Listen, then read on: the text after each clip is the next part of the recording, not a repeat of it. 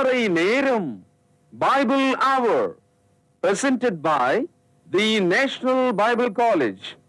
கிறிஸ்துவின் சபையார் உங்களை வாழ்த்துகிறார்கள்.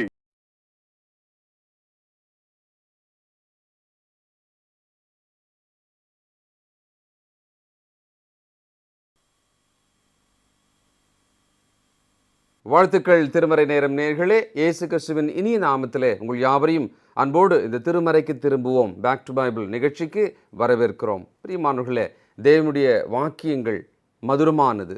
தேவனுடைய வாக்கியங்கள் நமக்கு தேவையான ஜீவனையும் பலனையும் கொடுக்கக்கூடியது. அதை தான் நாம் படிச்சுட்டு இருக்கிறோம். இந்த வேத வசனங்கள் எல்லாம் உங்களுக்கு சொல்லும் பொழுது இந்த வேத வசனங்களில் இருக்கிற அந்த தேவனுடைய வல்லமை வலிமை அதோடே நம்ம சொல்கிறோம். அதாவது எங்களுடைய கருத்துக்களை இந்த இடத்துல திணிச்சு உள்ள வச்சு அப்படிலாம் சொல்ல வேண்டிய அவசியம் இல்லை. கடினமான விஷயம் இருந்தால் அது பைபிளில் என்ன இருக்கோ அது அப்படித்தான் சொல்ல முடியும். இப்போ சிங்கம் கர்ஜிக்குது அப்படின்னு சொன்னால் யார் பயப்படாமல் இருப்பாங்க? அதுபோல தான் தேவனுடைய வார்த்தைகள் இப்படி இருக்கிறது. அநேகருக்கு இது ஒரு எச்சரிப்பாக, அவர்கள் ஆத்துமாவிலே அவர்கள் சிந்திக்கத்தக்கதாக ஒரு எச்சரிக்கையாக கூட இருக்கலாம். வசனம் அப்படி தான் சொல்லுது. அந்த வசனத்தை தான் எடுத்து காண்பிக்கிறோம். எபிரேயருக்கு எழுதின நிருபம், இது ரொம்ப அருமையான வளம் நிறைந்த அநேக பழைய ஏற்பாட்டினுடைய காரியங்களுக்கான விளக்கம் நிறைந்த ஒரு நிருபம் இது. இந்த நிருபத்தின் வாங்கி கொண்ட மக்கள் யார்? யாருக்கு இது எழுதப்பட்டது அப்படின்னு பார்த்தோம்னா, எபிரேய மார்க்கத்தில் இருந்தவர்கள், பழைய ஏற்பாட்டில் நியாயப்பிரமாணத்திற்கு கீழாக இருந்தவர்கள் கிறிஸ்துக்குள்ளே வந்துட்டாங்க. வந்துட்ட பிறகு தங்கள் சொந்த ஜனங்களால் இவங்களுக்கு ரொம்ப பெரிய பிரச்சனைகள் வருது. வரும்பொழுது இவங்க என்ன நினைக்கிறாங்க, ஒரு கட்டத்தில் நம்ம தவறுதலாக இந்த இயேசுவை பின்பற்ற ஆரம்பிச்சிட்டோமோ, சரி நம்ம எல்லாமே திரும்ப நம்முடைய பழைய மார்க்கத்துக்கே போயிடுவோம், அந்த யூத மார்க்கத்துக்கே போயிடுவோம், நம்ம கொஞ்சம் சேஃபாக அமைதியாக இருக்கலாமே, கொஞ்சம் நிம்மதியாவது வாழலாமே அப்படின்ற அளவில் இவர்களுக்குள்ள யோசனை வந்திருக்க வேண்டும். அந்த நேரத்தில் தான் ஆவியானவர் இந்த எபிரேய நிருபத்தின் மூலம் அவர்களுக்கு ஆலோசனைகளை சொல்லுகிறார். என்னென்னா, நீங்கள் பின்வாங்க வேண்டிய அவசியம் இல்லை. ஏன் நீங்கள் அப்படி யோசிக்கிறீங்க? நீங்கள் ரொம்ப மேலான ஒரு மார்க்கத்துக்கு தான் நீங்கள் வந்திருக்கிறீங்க. எந்தெந்த வகையிலெல்லாம் மேலானது இயேசு, இந்த புதிய உடன்படிக்கை, பலி, ஆசாரியத்துவம், இப்படி பல விஷயங்களை ஒவ்வொரு அதிகாரத்திலையும் சொல்லிக்கிட்டே வர்றார். ரொம்ப மேலான ஒரு இடத்துக்கு தான் நீங்கள் இப்போ வந்திருக்கிறீங்க. நீங்கள் ரொம்ப பெருமிதத்தோடு உங்கள் ஓட்டத்தை தொடருங்க. இயேசு கிறிஸ்துவை நோக்கியே நீங்கள் பாருங்கள். நீங்கள் உங்கள் ஓட்டத்தை ஓடுங்க, உங்களுக்கு பலன் உண்டு என்று என்கரேஜ் பண்ணுறார், ஊக்கப்படுத்துகிறார். இந்த ஒரு புத்தகம் ஒருவேளை இன்றைக்கு இந்த காலையில் உங்களுக்கு உங்கள் ஆத்தும வாழ்க்கைக்கு, உங்கள் ஆவிக்குரிய ஓட்டத்துக்கு பிரயோஜனமாக இருக்கும். சரிங்களா? சரி, போகலாமா? இந்த நாளில் நம்முடைய செய்தியாளர், தேசிய வேதாகம கல்லூரியினுடைய கல்வித்துறை தலைவர் டாக்டர் பீட்டர் சாலமன் ஐயா அவர்கள். வணக்கம் திருமறை நேர நேயர்களே, உங்கள் அனைவருக்கும் உற்சாகமான புதிய நாள் காலை வாழ்த்துக்கள். இந்த கிறிஸ்தவ விழிப்புணர்வு நிகழ்ச்சி உலகத்தினுடைய எல்லா இடங்களிலும் இன்டர்நெட் வழியாக காலை 5:30 6 மணி வரை எல்லா மக்களும் பார்க்கும்படியாக தேவன் கிருபை செய்திருக்கிறார். தமிழ் பேசக்கூடிய மக்கள் இன்றைக்கு ஒரு பெரிய விசுவாசத்தை அடைந்து வருகிறார்கள், ஒரு பெரிய விழிப்புணர்வை அடைந்து வருகிறார்கள். சபைகள் எல்லாம் மதங்களாக இருக்கிறவர்கள் மார்க்கமாக மாற வேண்டும் என்ற எழுச்சியை பெற்றிருக்கிறார்கள்.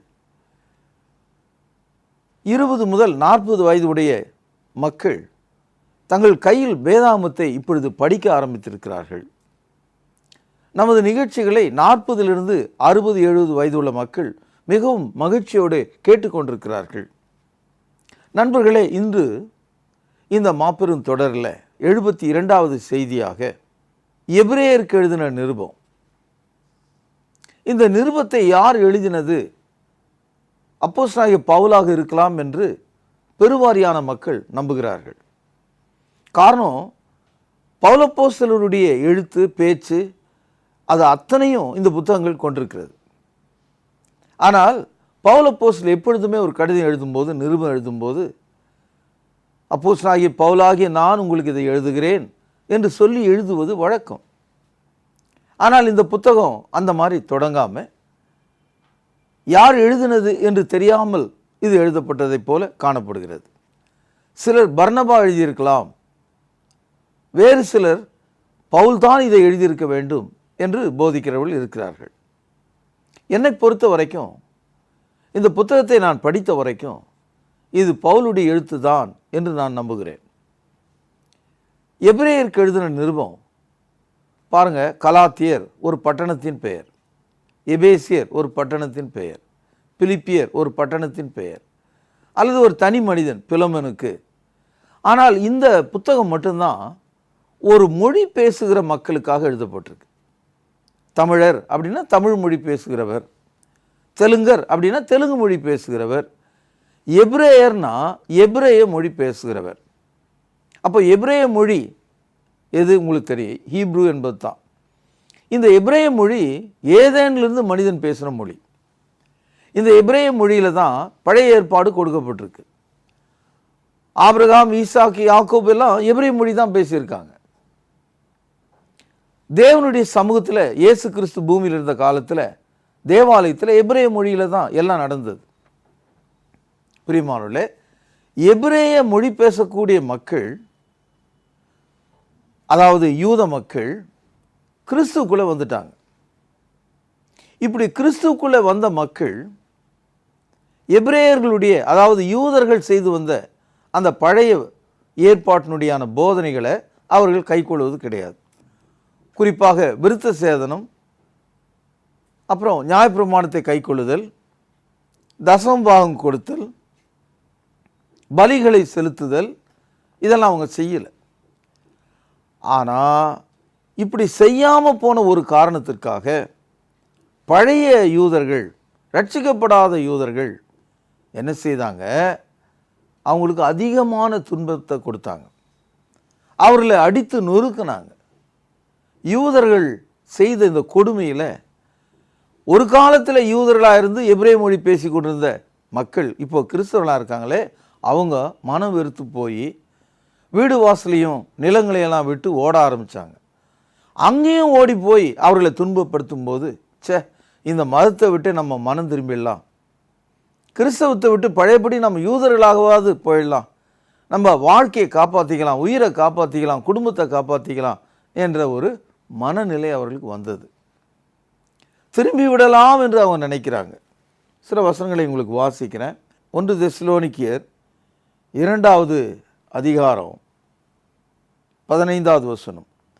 அந்த யூதர்கள் கர்த்தராகிய இயேசுவையும் தங்கள் தீர்க்கதரிசிகளையும் கொலை செய்தவர்கள், எங்களை துன்பப்படுத்தினவர்களும் தேவனுக்கு ஏற்காதவர்களும் மனுஷர் யாவருக்கும் விரோதிகளுமாயிருந்து பிரஜாதியார் ரட்சிக்கப்படுவதற்கு நாங்கள் அவர்களோடு பேசாதபடிக்கு தடை பண்ணுகிறார்கள்.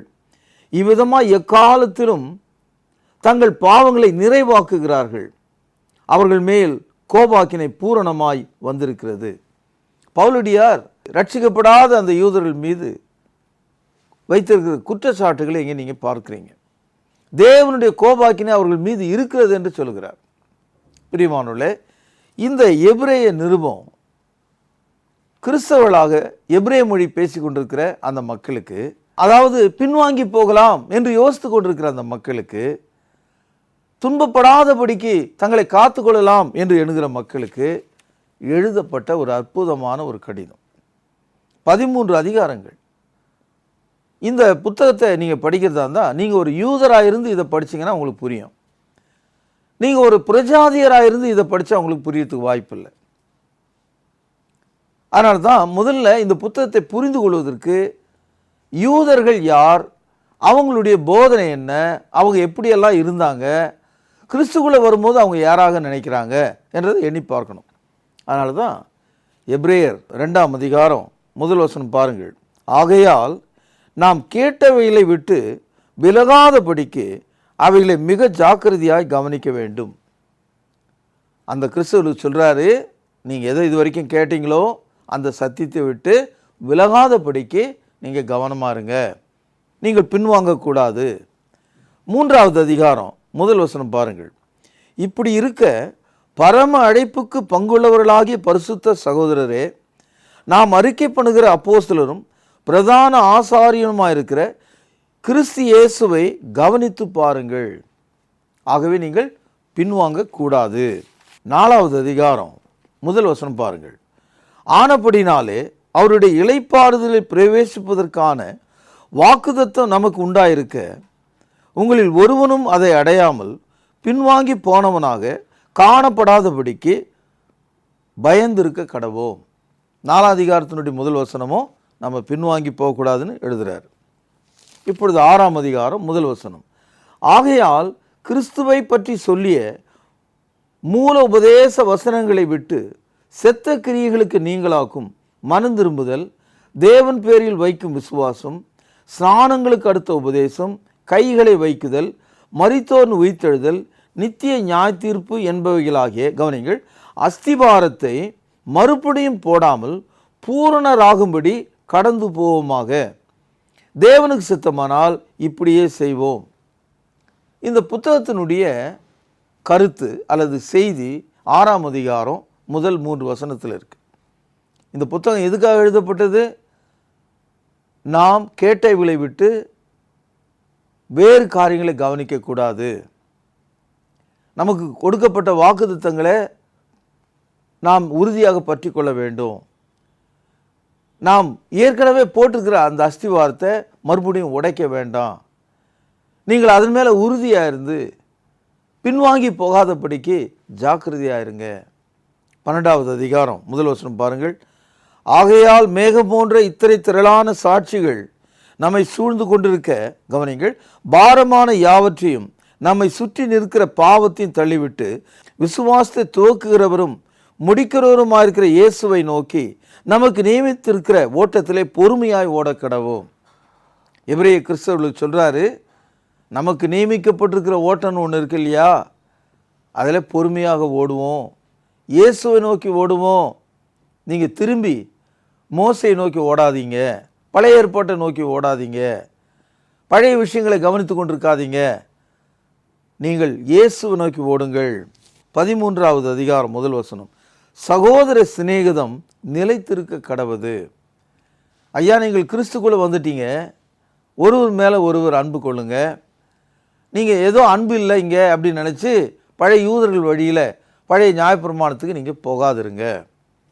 சகோதரர்களே, கிறிஸ்தவ மார்க்கம் இப்போ மதமாக மாறிவிட்டது. கிறிஸ்தவத்தில் 3 பெரிய பிரிவுகள். அதில் இந்த 3ஆவது பிரிவு மக்கள் எப்போதும் பழைய ஏற்பாட்டுக்கு சிநேகிதர்கள், எப்போதும் பழைய ஏற்பாட்டினுடைய நீதி நியாயங்களை அதிகமாக பேசிகிட்டே இருப்பாங்க.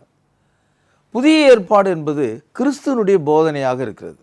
எல்லா விஷயத்திலும் கிறிஸ்துக்குள்ளான அந்த போதனையை நம்ம கைக்கொள்வோம்.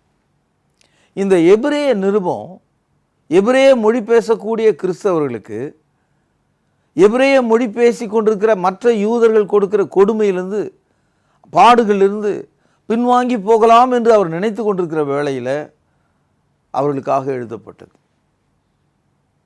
சகோதரர், நம்முடைய வாழ்க்கையில் கூட பின்மாற்றம், இந்த பேக் ஸ்லைடிங் என்பது ஒரு சாதாரண விஷயம்தான். ஏதாவது ஒரு காரணத்துக்காக நம்ம பின்வாங்கி போவோம்.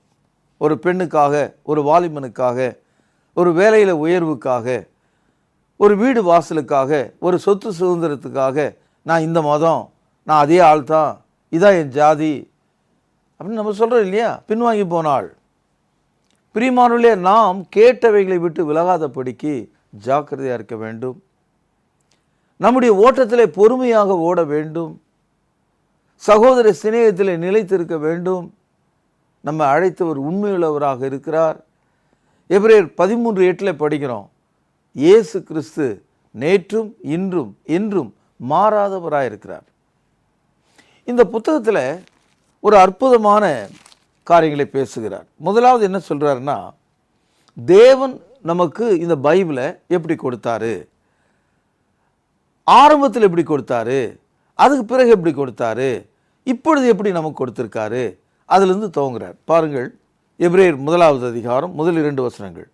பூர்வ காலங்களில் பங்கு பங்காகவும் வகை வகையாகவும் தீர்க்கதரிசிகள் மூலமாய் பிதாக்களுக்கு திருவுளம் பற்றின தேவன்.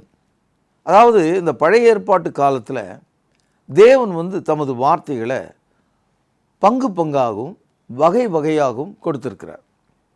உதாரணத்துக்கு ஆதாமோடு தேவன் நேரடியாக பேசினார், காயினோடு நேரடியாக பேசியிருக்கார், நோவாவோடு நேரடியாக பேசியிருக்கார், ஆபிரகாமோடு பேசினார், ஈசாக்கோடு பேசினார், யாக்கோபோடு பேசினார், யோசேப்போடு பேசினார், இந்த பழைய ஏற்பாட்டு காலத்தில், ஆதியாகம காலத்தில் தேவன் நேரடியாக பேசிய ஒரு காலகட்டம் அது.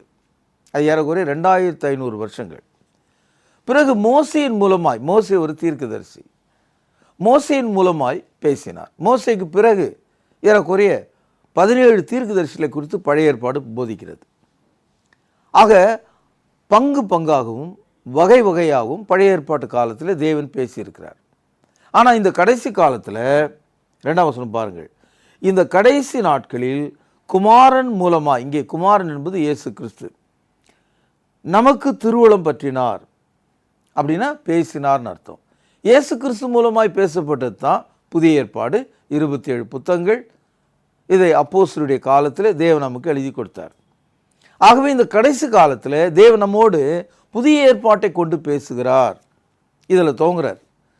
ஏன்னா நீங்கள் இன்னும் பங்கு பங்காகவும் வகை வகையாகவும் மோசையின் மூலமாய் பேசிய அந்த காலத்துக்கு நீங்கள் போகாமல், எபிரேய கிறிஸ்தவர்களே, தமிழ் கிறிஸ்தவர்களே, நீ யாராக இருந்தாலும் சரி, நீங்கள் கிறிஸ்துவனுடைய வார்த்தையை கேட்டு அதன்படி நடவுங்கள் என்று சொல்கிறார். 2ஆம் அதிகாரம் 4ஆம் வசனம் பாருங்கள், அடையாளங்களினாலும் அற்புதங்களினாலும் பலவிதமான பலத்த செய்களினாலும் தம்முடைய சித்தத்தின்படி பகிர்ந்து கொடுத்த பரிசுத்தாவின் வாக்கினாலும், கவனிங்கள், தேவன் தாமே சாட்சி கொடுத்ததுமாயிருக்கிற இவ்வளவு பெரிதான ரட்சிப்பை குறித்து நாம் கவலையற்றிருப்போமானால் தண்டனைக்கு எப்படி தப்பித்துக் கொள்வோம்? இந்த வசனம் இன்னைக்கும் பொருந்தும் நமக்கு. இந்த வசனம் அவர்களுக்கு, அந்த எபிரேய கிறிஸ்தவர்களுக்கு அன்றைக்கும் பொருந்தும். நீங்கள் ரட்சிப்பை மறந்து விட்டால் என்ன ஆகும் சொல்கிறார்.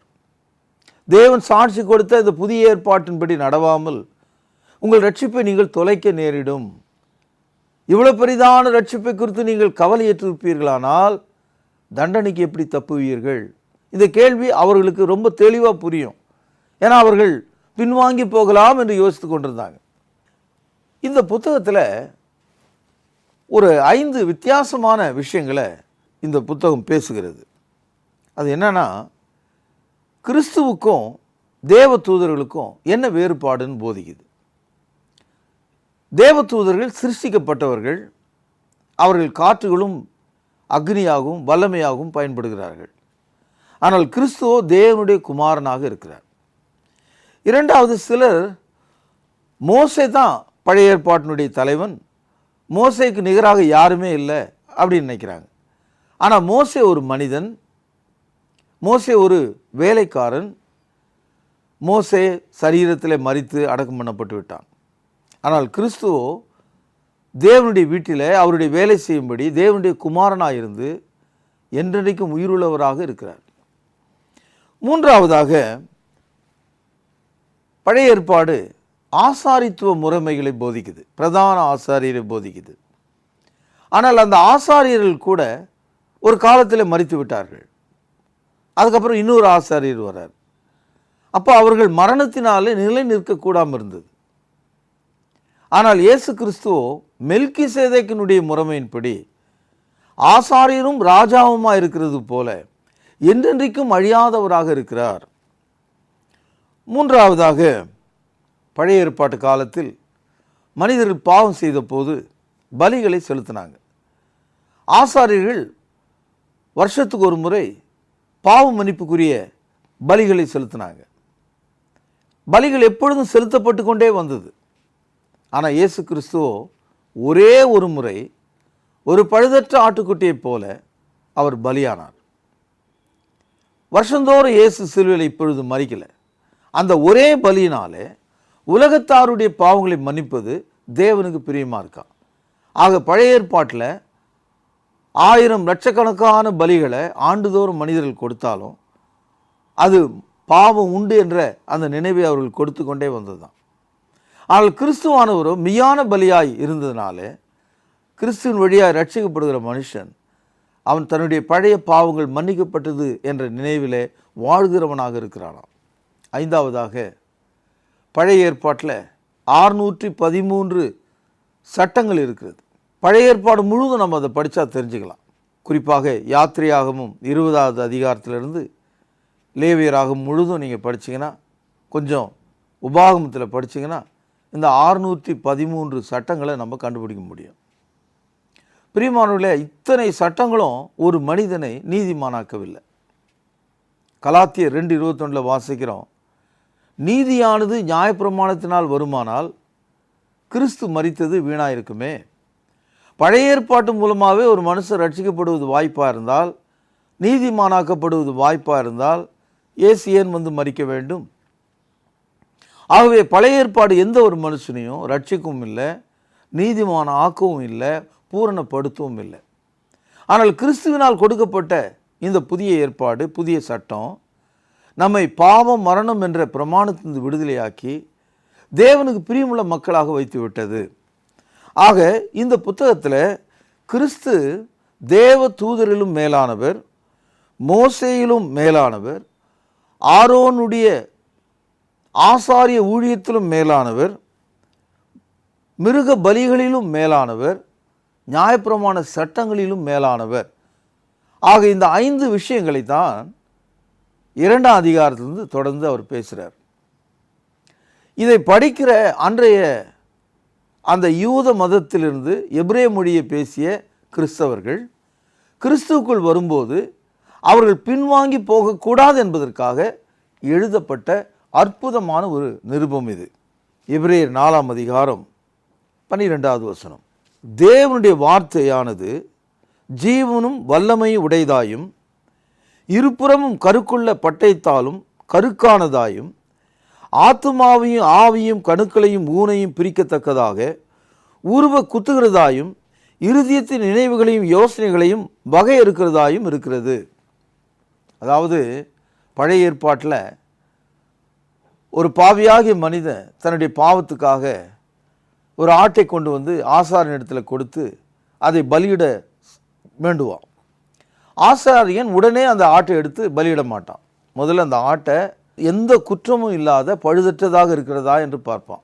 அந்த சோதனை முடிஞ்ச பிறகு அதை வெட்டி தோல் உரித்து சாணியை நீக்கி அசுத்தங்களை நீக்கி அதை கழுவி அதுக்கப்புறம் தகனமாக பலிபீடத்தின் மேலே வைப்பான். இதையெல்லாம் ஆசாரியனுடைய கண்களுக்கு முன்பாக நிகழ்த்தப்படணும். அதில் எந்த ஒரு குறையும் இருக்குதான்றது பார்க்கப்பட வேண்டும்.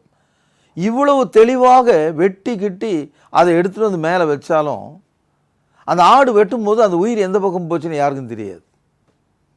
அந்த ஆடு வெட்டும்போது அந்த ஆடு என்ன நினச்சிட்டு இருந்ததுன்னு யாருக்கும் தெரியாது.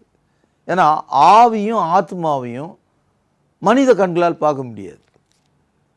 ஆட்டை வெட்டுற கத்தியால் உயிரை வெட்ட முடியாது. ஆனால் தேவனுடைய வசனம் எப்படி இருக்கான், இருபுறமும் கருக்குள்ள பட்டயமாக இருக்கிறதுனால ஆவியும் ஆத்துமாவையும் ஆவியையும் கணுக்களையும் ஊனையும் பிரிக்கத்தக்கதாகவும் உருவ குத்துகிறதாயும், கவனிங்கள், இருதயத்தின் நினைவுகளையும் யோசனைகளையும் வகையறுக்கிறதாயும் இருக்குதாம். புதிய ஏற்பாடு என்பது இதுதான். புதிய ஏற்பாடு என்பது இருபுறமும் கருக்குள்ள பட்டயத்தைப் போல தேவனுடைய வசனமாக இருக்கிறது. 13ஆம் வசனம் பாருங்கள், அவருடைய பார்வைக்கு மறைவான சிருஷ்டி ஒன்றுமில்லை, சகலமும் அவருடைய கண்களுக்கு முன்பாக நிர்வாணமாகவும் வெளிரங்கமாயும் இருக்கிறது, அவருக்கே நாம் கணக்கு ஒப்புவிக்க வேண்டும். ஆசாரின் இடத்துல கொண்டு வருகிற ஒரு ஆட்டை அந்த ஆட்டுக்கு வெளியே என்ன குறை அப்படின்னு தான் பார்க்க முடியும், உள்ளே என்ன குறை இருக்குதுன்னு தெரியாது. வெட்டின ஆட்டுக்கு அது உள்ள கேன்சர் இருக்கா, அதுக்கு ஏதாவது வேறு நோய் இருக்கா அப்படின்னு தெரியாது. வெளியே தான் அவனால் பார்க்க முடியும். கால் சரியாக இருக்கா, கண்ணு சரியாக இருக்கா, வால் சரியாக இருக்கா, அது இந்த ஒரு வயது உடையதாக இருக்குமா, வெளித்தோற்றத்தை தான் அவனால் பார்க்க முடியும். ஆனால் புதிய ஏற்பாடு தேவனுடைய வார்த்தை மனிதனுடைய ஆவி ஆத்மாவை மட்டுமல்ல, அவருடைய பார்வைக்கு மறைவானது எதுவுமே இல்லை, எல்லாம் நிர்வாணமாயும் வெளிரங்கமாக இருக்குது. ஆகவே அவருக்கு முன்பாக நாம் ஜாக்கிரதையாக இருக்க வேண்டும். 14ஆம் வசனம் பாருங்கள், வானங்கள் வழியாய் பரலோகத்துக்கு ஏறிப்போன தேவகுமாரனாகிய இயேசு என்னும் மகா பிரதான ஆசாரியர் நமக்கு இருக்கிறபடியால் நாம் பண்ணின அறிக்கையை உறுதியாய் பற்றி கொண்டிருக்க கடவோம். இந்த வசனம் பின்வாங்கலாமா என்று யோசித்து கொண்டு துன்பத்தினால் வேதனைப்பட்டு கொண்டிருக்கிற எபிரேய மொழி பேசுகிற அந்த கிறிஸ்தவர்களுக்கு சொல்கிறாரு, உங்களுக்காக பிரதான ஆசாரியராக, மகா பெரிய பிரதான ஆசாரியராக இயேசு பூமியில் இல்லை, இப்போ பரலோகத்திலே இருக்கிறார். ஆகவே நீங்கள் பண்ணின அந்த அறிக்கையை விட்டு விடாதபடிக்கு உறுதியாக பற்றி கொள்ளுங்கள். 15ஆம் வசனம், நம்முடைய பலவீனங்களை குறித்து பரிதபிக்க கூடாத பிரதான ஆசாரியர் நமக்கு இராமல் எல்லா விதத்திலும் நம்மை போல சோதிக்கப்பட்டும் பாவம் இல்லாதிருக்கிற பிரதான ஆசாரியரே நமக்கு இருக்கிறார். ஆகவே நமக்கு ஒரு பிரதான ஆசாரியர் இருக்கிறாரு, பாவமற்றவராக இருக்கிறாரு. நாம் அவரிடத்தில் சேர கடவோம். உங்கள் துன்பங்களையும் துயரங்களையும் வியாதிகளையும் நஷ்டங்களையும் குறைவுகளையும் ஜாதி அழுத்தங்களையும் ஜாதி நாள் வந்த வேதனைகளையும் நினைத்து கொண்டு நீங்கள் பின்வாங்கி போகக்கூடாது. நீங்கள் கிறிஸ்துவிடத்தில் சேர வேண்டும். கடைசி வசனம் பாருங்கள், 16ஆம் வசனம், 4வது அதிகாரம். ஆதலால் நாம் இரக்கத்தை பெறவும் ஏற்ற சமயத்திலே சகாயம் செய்யும் கிருபையை அடையவும் தைரியமாக கிருபாசன தண்டையில் சேர கடவோம். என்ன சொல்லிட்டார் பார்த்தீங்களா? எபிரேய கிறிஸ்தவர்களை பார்த்து, நீங்கள் தைரியமாக இயேசு கிறிஸ்துவிடத்தில் வாருங்கள், கிருபாசன தண்டை வாருங்கள். நீங்கள் பழைய ஏற்பாட்டுக்கு செல்ல வேண்டாம். எருசலேம் உள்ள உடன்படிக்கை பெட்டி என்று நீங்கள் போக வேண்டிய அவசியம் இல்லை. நீங்கள் ஒரு ஆசாரியனை தேட வேண்டிய அவசியம் இல்லை. நீங்கள் பழைய ஏற்பாட்டு முறைமைகளை தேட வேண்டிய அவசியம் இல்லை. ஏனென்றால் எல்லாவற்றையும் காணக்கூடிய அவருடைய கண்களுக்கு மறைவாக ஒன்றுமே இல்லாமல் இருக்கிற தேவனுக்கு முன்பாக, அவருடைய வார்த்தைக்கு முன்பாக வாருங்கள். அவர் பரலோகத்தில் இருக்கிறார். அவர் நமக்கு மகா பெரிய ஆசாரியராக இருக்கிறார். ஆகவே இரக்கத்தை பெற, உங்களுடைய பலவீனங்களிலே ஆறுதலை அடைய, உங்கள் குறைவுகளில் நிறைவை பெற்றுக்கொள்ள, நஷ்டங்களை லாபங்களாக மாற்றிக்கொள்ள தைரியமாக கிருபாசன தண்டை வாருங்கள், இயேசு கிறிஸ்துவினிடத்தில் வாருங்கள். இதை தான் இந்த எபிரேய நிருபம் நமக்கு பேசுகிறது. இந்த நிருபத்தை ஒரு எபிரேய மொழியை பேசுகிற ஒரு காலத்து யூதர்கள் கிறிஸ்தவர்களாக மாறிட்டாங்களே, அவங்க இதை படிக்கும்போது அவர்களுக்கு எந்த அளவுக்கு அது புரிந்திருக்கும் நீங்கள் நினச்சி பாருங்கள். இன்றைக்கு நாம் இதை படிக்கும்போது நாமும் கூட பின்வாங்கி போக வேண்டும், விசுவாசத்தை விட்டு விலக வேண்டும் என்று நினைப்போமானால் இதை நாம் படிக்கும்போது எவ்வளோ பெரிதான ஆறுதல் நமக்கு கிடைக்கும் என்று எண்ணி பாருங்கள். கர்த்தராகிய இயேசு கிறிஸ்துவினுடைய கிருபையானது உங்கள் அனைவரோடும் இருப்பதாக. நாளை நான் உங்களை சந்திக்கிறேன். பிரார்த்தனை செய்வோம். மகா பரிசுத்த நிறைந்த அன்பான தகப்பனே, இயேசு கிறிஸ்து எவ்வளோ பெரிய வித்தியாசமான தேவனுடைய குமாரனாக இருக்கிறார். அவருக்குள் எங்களுக்காக வைத்திருக்கிற எவ்வளோ பெரிதான ஆசீர்வாதங்கள் இருக்கிறது. ஆகவே நாங்கள் மீண்டும் அஸ்திவாரத்தை போடுகிறவர்களாக இல்லாமல், போட்ட அஸ்திவாரத்து மேலே உறுதியாக நின்று பூரணராக கடந்து போக எங்களுக்கு உதவி செய்தருளும். ஆண்டவர் இயேசு நிமித்தமே ஜெபத்தை கேட்டருளும். மகா பரிசுத்த நிறைந்த எங்கள் நல்ல பிதாவே, ஆமென். ஆண்டவர் இயேசு கிறிஸ்துவின் இனிய நாமத்திலே திருமறை நேர நேயர்களுக்கு வாழ்த்துக்கள். இந்த திருமறைக்கு திரும்புவோம், பேக் டு பைபிள் நீண்ட தொடரிலே இந்த நாளிலே எபிரேயர் நிருபத்தை நீங்கள் படித்தீர்கள். இன்னும் நீங்கள் கேட்ட செய்தியிலிருந்து உங்களுக்கான பரிசு கேள்வி இதுதான். எபிரேயர் புத்தகம் எதற்காக எழுதப்பட்டது? கேள்வி மீண்டும் சொல்கிறேன், எழுதிக் கொள்ளுங்கள். எபிரேயர் புத்தகம் எதற்காக எழுதப்பட்டது? கேள்வி எழுதி கொண்டீர்களா? சரியான பதிலை உடனே எழுதுங்கள். தொடர்ந்து நிகழ்ச்சியை பாருங்கள், பிறரும் பார்க்கும்படி உற்சாகப்படுத்துங்கள். இந்த பேக் டு த பைபிள் திருமறைக்கு திரும்புவோம் பெரிய மாற்றத்தை ஏற்படுத்தி கொண்டு வருகிறது. நிச்சயமாக உங்களையும் மாற்றி இருக்கும். ஏனென்றால் தேவனுடைய வார்த்தை அதன் வேலை செய்யாமல் திரும்பாது. தேவ கிருபையும் சமாதானமும் உங்கள் அனைவரோடும் கூட இந்த நாள் முழுவதும் இருப்பதாக. தொடர்பு கொள்ள வேண்டிய முகவரி: திருமறை நேரம், 58 சர்ச் தெரு, குமரன் நகர், சென்னை 6,82,000. தொலைபேசி எண் 044255008882. செல்போன் 9385500882.